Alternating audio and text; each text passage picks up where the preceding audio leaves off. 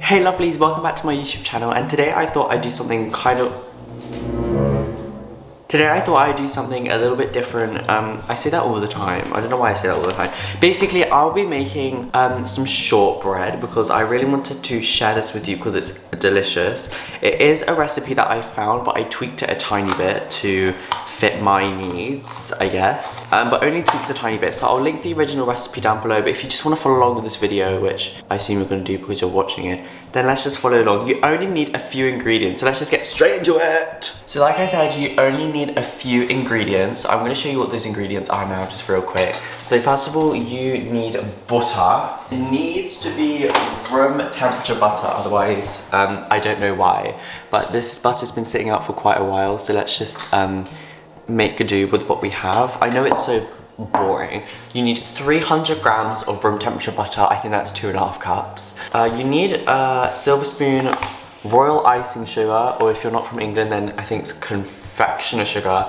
However, it does work with normal sugar like caster sugar, because I used caster sugar the first time and it worked absolutely fine. So you don't exactly need this kind of sugar, but that's what the recipe said, so I ended up getting it anyway. So you need 100 grams of icing sugar or confectioner sugar, 400 grams of just normal plain flour, 1 teaspoon of vanilla extract. So the recipe said you need 100 grams of cornstarch. I've been everywhere to the moon and back.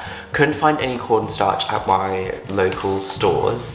So I have corn flour and I only use 50 grams. So if you're using corn flour, only use 50 grams. If you're using cornstarch, use 100 grams. But those are the only ingredients you need. You only need 5 ingredients. No baking sodas, no brown sugars, nothing. So let's get straight into baking. So first we are going to measure out our 100 grams of sugar. I would have pre-measured everything out, but I don't want to waste a bunch of dishes just to make it look I said it. So we're just going to be measuring as we go along. So 100 grams. Okay, that's 104. It's fine, we can have it a little bit more sugary. So that's what it looks like, 100 grams of powdered caster sugar, not caster sugar, powdered sugar. And basically the first step you want to do is you want to cream together your butter and your powdered sugar. So let's put the butter, that's 300 grams. It does look like a lot of butter, guys. It is quite a lot of butter. And then you just do your caster sugar, let's just pour it in. And then you want to use an electric whisk if your butter's like not soft enough, but I think a normal whisk will work. Because you're making a dough, obviously, the least amount you want to do is use an electric whisk. But if you have a standing mixer, that's even better. So I will be using this with the butter and the sugar, and then I'll use this when it becomes more of a doughy consistency. You want to whisk together until it's smooth and creamy.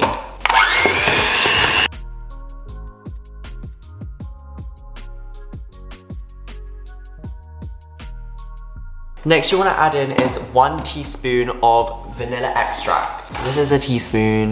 This is what a teaspoon looks like, everyone. Focus. Into your butter mixture, and then just keep mixing.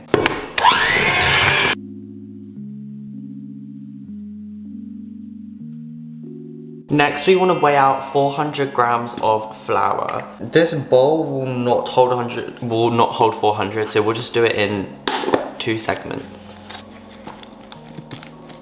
And you want to sieve it into your bowl.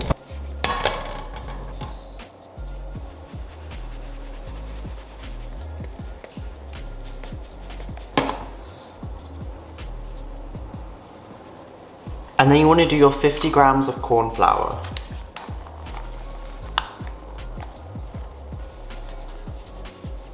Once that is all sieved into a bowl, you want to attach it to your paddle mixture or your electric mixer, whichever one you're using, and then just mix on a...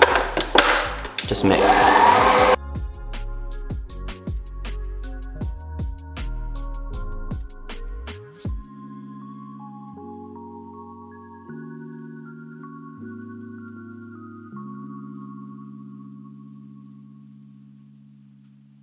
So this is what a good consistency for the dough looks like. So this is a good consistency. It looks like a nice little shortbread dough. It smells buttery, it smells sugary, it smells amazing. So I'm just gonna scrape the sides. We don't want to lose any dough. Cling film arguably is my worst enemy. It's so hard to get control of, but we're gonna try. So you basically want to wrap this up with cling film and place into the fridge for about half an hour. You can wrap the bowl up. In the original video they did wrap the bowl but I don't have enough space in my fridge, so I have to wrap it up manually to save space.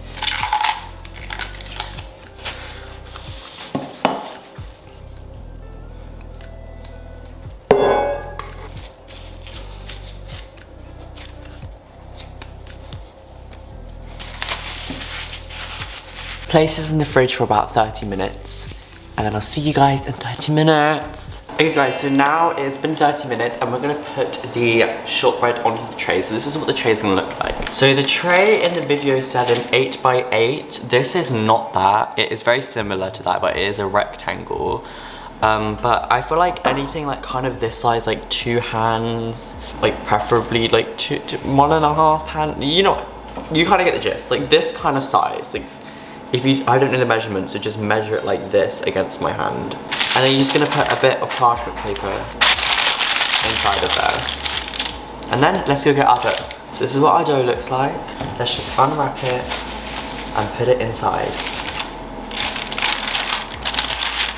Now what you're gonna do is you're gonna flatten it out so it's even in all 4 corners.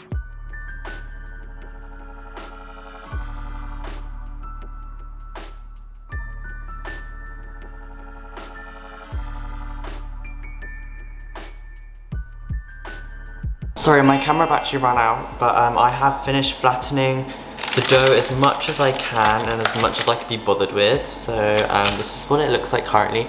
And then what you're gonna do is you're gonna get your knife and you're gonna cut them into rectangles. You're supposed to use this device to like measure how wide they are so that we're even. I don't have that and I don't care, so I'm just using a big knife. So I'm gonna say, I think like about this thick is good. So I'm gonna put like little markers. And you know what? Uneven is beautiful too. Okay, now let's just cut down the middle.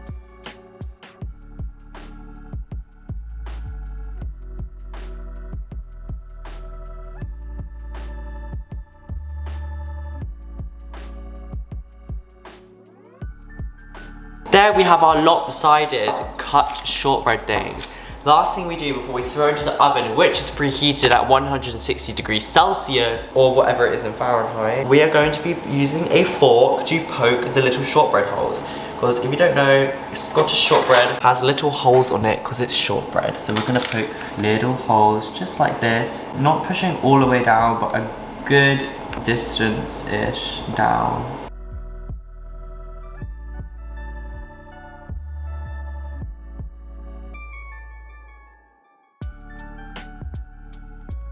Okay, again, I was lazy. I didn't want to stand in for 800 hours because it takes so long. But this is what it looks like right now.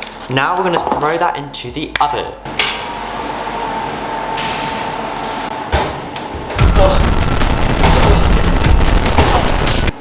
There we go. So that bakes for approximately 40 minutes. So we're actually gonna do a full 40 minutes. 40 minutes starting now. So I'll see you in 40 minutes and we'll see how the shortbread did.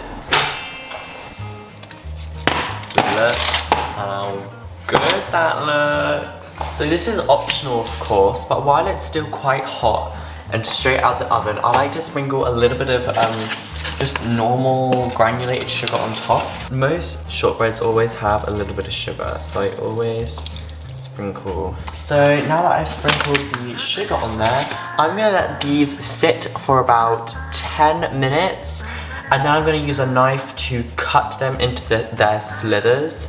And obviously because we cut them before, there are gratings. You can just break them, but 90% of the time I don't do that correctly. So we will be using a knife instead, but I'll see you in 10 minutes.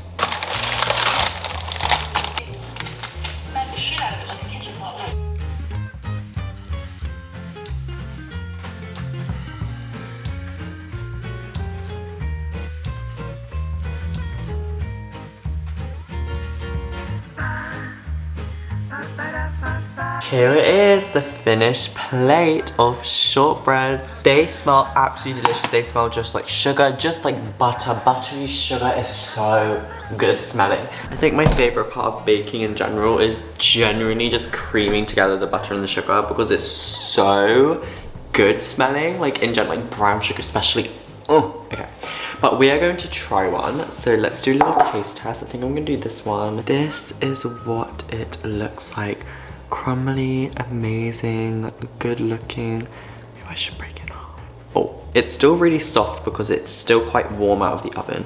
They do harden, but that takes like an hour to fully harden. I like them still quite warm. So let's have a taste.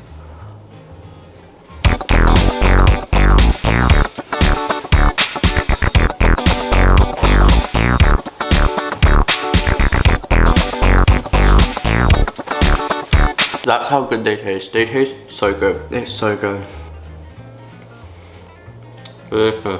Thank you guys so much for watching this video. I hope you enjoyed. If you liked the recipe, please like and subscribe and comment down below what you think of the recipe, and also comment down below what other things you'd like me to bake, because baking is fun and it's therapeutic and it like gets me going. So yeah, thank you so much for watching. I love you guys so much. I'll see you in the next video. Goodbye.